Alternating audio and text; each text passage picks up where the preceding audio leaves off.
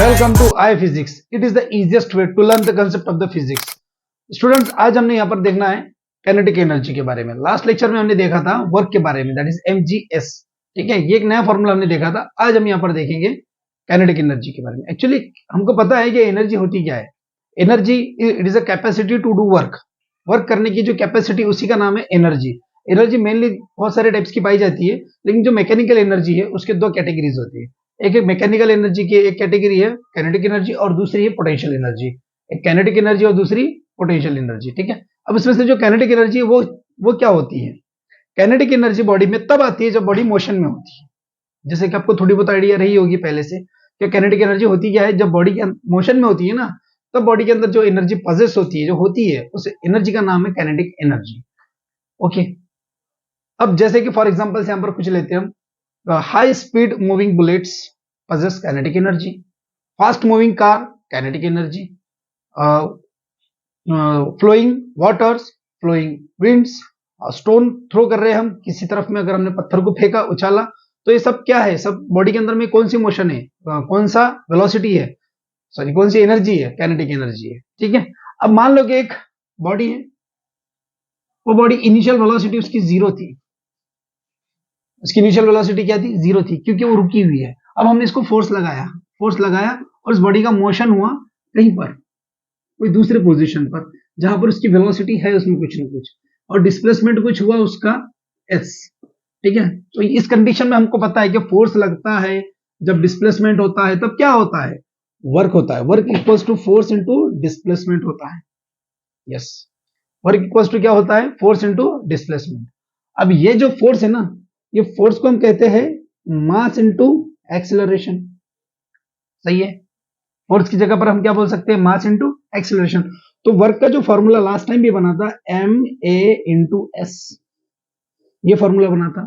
उस टाइम पे a की जगह पर g था, क्योंकि वहां पर एक्सेलरेशन ड्यू टू ग्रेविटी था, सिर्फ इस कारण। ठीक है, आज आपने काइनेमेटिकल इक्वेशन देखा होगा, तुमको पता होगा, उसके अंदर में एक फॉर्मूला होता है v square equals to u square plus twice as। v square equals to u square plus twice s. U square को इधर शिफ्ट करते तो v square minus u square equals to 2a into s. तो a को multiply में इधर shift करते तो v square minus u square upon 2a equals to s। ये s का फॉर्मूला है। याद रखना, यहां पर में इनिशियल वेलोसिटी जीरो है, मतलब u तुम्हारा क्या रहा होगा, जीरो रहेगा। ठीक है, u क्या है, जीरो है। अब इस फॉर्मूले को इस फॉर्मूले के अंदर में शिफ्ट कर दे, equation number 1, equation number 2 submit करते, इसमें नहीं, सॉरी इसमें, यहां पर पुटअप करते हैं फॉर्मूले को। तो देखो फॉर्मूला क्या बनेगा हमारे पास, W equals to m into a m a। अब s की जगह पर हम ये पूरा कंप्लीट ब्रैकेट को शिफ्ट कर देंगे। तो क्या है कंप्लीट ब्रैकेट पूरा, वो है v square minus u square upon 2 into a से a कैंसल हुआ। Okay, W is equals to m u v, जो यहाँ पर जो u की वैल्यू है वो क्या है, जीरो है, इनिशियली रेस्ट पे था। उसके बाद उसमें एनर्जी आई है, मतलब वेलोसिटी आई है, मतलब एनर्जी आई है। u क्या हो गया, जीरो हो गया। यहाँ पर क्या बचा अभी, v स्क्वायर और अपॉन में 2। Yes, w equals to half m v square. अब वर्क क्या है, it is also the energy, मतलब एनर्जी के एक w is equals to energy. अब यहाँ पर कौन सी एनर्जी, काइनेटिक एनर्जी, तो हम क्या बोलेंगे, w equals to kinetic energy. Capacity to do work is called as energy. Work equals to energy, तो वर्क की जगह पर हम क्या रखेंगे बच्चों, W वर्क की जगह पे हम क्या रखेंगे, काइनेटिक एनर्जी। और काइनेटिक एनर्जी इक्वल्स टू क्या बनेगा, हाफ m v स्क्वायर। यहां से आया था ये फॉर्मूला, समझा होगा, उम्मीद करता हूं तुमको। देखो यहाँ पर मोमेंटम भी एक चीज होती है। लास्ट टाइम मैंने कुछ लेक्चर बताया था आपको कि मोमेंटम क्या होता है, मास इंटू वेलोसिटी। जब कोई मास पर वेलोसिटी आती है ना, तो मोमेंटम आता है उस बॉडी के अंदर। जिस बॉडी का मास है ना, अगर किसी बॉडी का कोई मास है, उसके अंदर में क्या आती है, वेलोसिटी आती है, तो उस बॉडी के अंदर क्या पजेस्ट हो जाता है, मोमेंटम आ जाता है। तो मोमेंटम के साथ में उसका रिलेशन क्या रहा होगा, मोमेंटम के साथ में काइनेटिक एनर्जी का रिलेशन क्या रहा होगा। काइनेटिक एनर्जी का फॉर्मूला अभी अभी हमने देखा, हाफ m v स्क्वायर होता है। इसको अगर मैं मल्टीप्लाई ऊपर m और डिवाइड बाय नीचे m कर दे रहे, कोई प्रॉब्लम नहीं होगा, क्योंकि मल्टीप्लाई डिवाइड बाय m कर सकते हैं। ठीक है, kinetic energy equals to half तो हाफ है, m इंटू m हो गया m स्क्वायर और वी स्क्वायर, मतलब दोनों को एक साथ कंबाइन लिख सकते हैं हम M V square upon M. तो kinetic energy equals to half M V means what, P equals to M V. P means what, momentum mass into velocity, mass into velocity means momentum. तो यहां पर हो जाएगा ये P का square upon m। It's a relationship between the kinetic energy and the momentum, linear momentum. समझा, clear हुआ? Okay, next आगे देखते हैं हम एक नया topic. Okay students, now the next topic is work energy theorem. Work energy theorem क्या होता है? देखो, अब मान लो, मतलब वर्क और एनर्जी का रिलेशन है।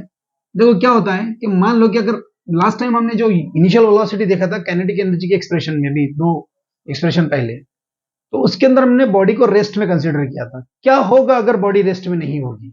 मतलब ऑलरेडी बॉडी मोशन में है, और मोशन में रहने के साथ हमने क्या किया, उसको और फोर्स लगाया। ऑलरेडी मोशन में, इनिशियल वेलोसिटी जीरो नहीं है, उसके बाद हमने उसको और फोर्स लगाया और बॉडी कहीं और डिस्प्लेस हो गई है।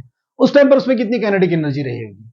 ठीक है, मतलब समझा, कुछ ना कुछ इसमें इनिशियल वेलोसिटी है, ऑलरेडी ये जीरो नहीं है, मोशन में ऑलरेडी कहीं से आ रहा है वो, और उसके बाद अगेन हमने यहाँ पर उसको फिर से धक्का दे दिया, मोशन में था फिर से धक्का दे दिया, और अब बॉडी यहां से यहां पर पहुंच गई है। अब वेलोसिटी है, तब भी थी और अभी भी है, इनिशियल वेलोसिटी जीरो नहीं है। तो उस केस में हमको पता है W इक्वल्स टू क्या होता है, बोलो M into A into S। कहां से आया? Work equals to force into displacement, और फोर्स क्या होता है? M इंटू A होता है। M इंटू A यहां पर प्लेस किया, और यहां पर में इंटू S हमने मल्टीप्लाई के साथ कर लिया। ओके, ये फॉर्मूला है। अब V square equals to U square minus plus twice S। इस फॉर्मूले के अकॉर्डिंग अगर हम देखें, V स्क्वायर को इधर शिफ्ट करता हूं, V square minus U square upon 2A equals to S। इस बार U जीरो नहीं है, ठीक है, यहां पर प्लेस करेंगे हम, तो देखो फॉर्मूला क्या बनेगा, W equals to M into A, M into A in bracket, S की जगह पर रखते हैं हम V square minus U square upon 2A। ठीक है, समझा? W equals to M A, दोनों मल्टीप्लाई है इसके साथ में, ठीक है, इसके साथ देखो डिनोमिनेटर नंबर सेपरेट करके भी कर सकते हो आप लोग, V square upon 2A minus U square upon 2A। यहां से W equals to MA B square upon 2A minus MA U square upon 2A। Clear? MA से मल्टीप्लाई किया इस ब्रैकेट को, A से A कैंसिल हुआ, A से A फिर से कैंसिल हुआ, यहां पर W इक्वल्स टू क्या बनेगा, हाफ, निकल गया बाहर, M V square minus half M U square. Yes,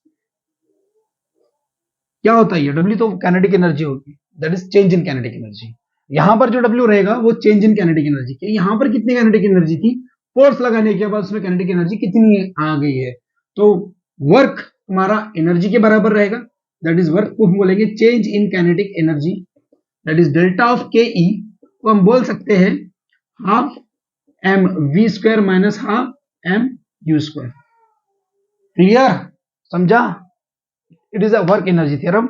उम्मीद करता हूं तुमको ये समझ में आया होगा। नेक्स्ट वीडियो में देखते हैं हम इसके आगे का, इसके रिलेटेड न्यूमेरिकल्स। ओके बच्चों, तब तक के ये बाय बाय।